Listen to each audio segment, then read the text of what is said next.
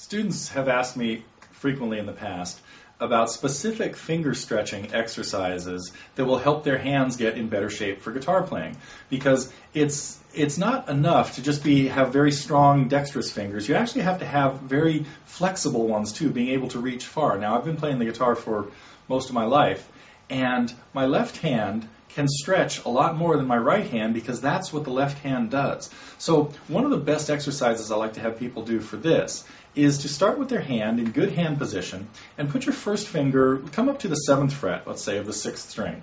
Put your first finger on the 7th fret of the 6th string, your second finger 1 fret higher and 1 string higher, that would be the 8th fret of the 5th string, your next finger on the 9th fret of the 4th string, and your little finger on the 10th fret of the 3rd string. So you've got them lined up in a little staircase pattern. And again, what we're trying to do is develop some strength and coordination and flexibility in your fingers without getting too much hurt. So what I would do is play those 4 notes and make sure they're all very clear. Play the 6th string, then the 5th, and the 4th, and the 3rd. And then reach your first finger, stretch your first finger back so that you now have a 2-fret spread between your first finger and your second finger. And try to hold all the other ones nice and clear and loud.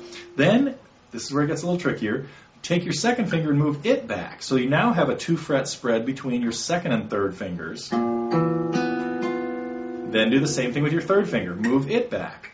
And then move your 4th finger back.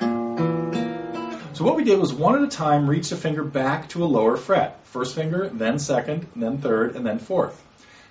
Now, we're going to keep doing this and progress further down the neck. And as we go, each time the frets get a little further apart, so it gets a little tougher. And so with a little bit of work, you might find the first time you try this that you can only get to about the 5th fret before the notes don't come out very clear anymore. Well, as you work on it more, you'll find that you can get all the way down to the 1st fret.